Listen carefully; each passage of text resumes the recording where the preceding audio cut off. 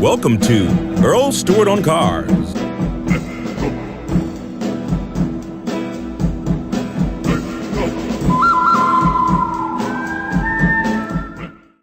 Every product sold has got a very specific cost. New cars don't have they don't have a specific cost. It's a convoluted mishmash of holdbacks, kickbacks, rebates, and incentive money. The best advice I can give anyone that is trying to figure the cost of the car is to forget about it. You're never going to know the true cost of the car. It is interesting how this cost is so complex. Most of you have heard of holdbacks. Holdbacks are kickbacks that the dealer gets back at the end of the month, sometimes quarterly, sometimes every 30 days. Used to be once a year. And the manufacturer packs profit into the invoice that he pays to the manufacturer. When I buy cars from Toyota, I get an invoice for the car. And I get a new Toyota Camry in with a certain amount of equipment, and they send me an invoice. It might be for $19,500, let's say. Now, about a month later, I get thousands of dollars back from Toyota. And the same is true with Honda and with General Motors products and with Chrysler and Ford products. All dealers get these kickbacks from the manufacturer. The invoice in any other business, in any line of manufacture, retail, whatever, an invoice is the cost. Invoice means cost. You get an invoice from the Florida Power and Light, you pay the invoice. That's the cost of your power for that month. You get an invoice from Bloomingdale's for a television set you bought. That's the cost. That's what you have to pay. What the dealer pays the manufacturer is not his cost. It's his cost inclusive of a lot of profit they get back. They also rebate other things. There's secret dealer incentive money that is kicked back to the dealer that you don't know about. Now, there's what they call dealer cash. You don't hear about that. And there's customer cash. You hear about that. There's also something called floor plan assistance. Floor plan, for most of you who don't know, is the cost of financing the car on the lot.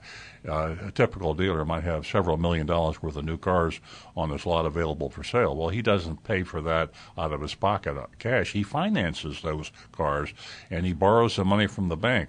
The manufacturers reimburse him for the cost of having those cars on his lot. They call it floor plan assistance, and they kick that money back to him, too. There are rebates that you've never heard of before, so you may never know the cost of the car. Now, you can go to certain internet sources like Edmunds.com. That's a very good source of information, EDMUNDS.com, or KellyBlueBook.com, KBB.com. You can even go to Consumer Reports. Oftentimes, they'll give you the dealer invoice, but that's not the cost.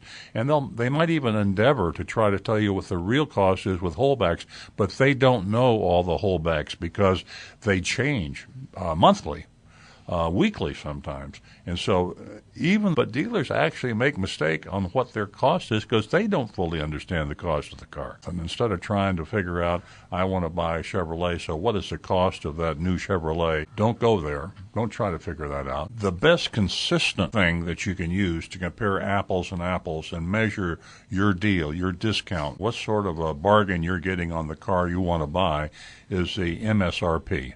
Manufacturer's suggested retail price. Why?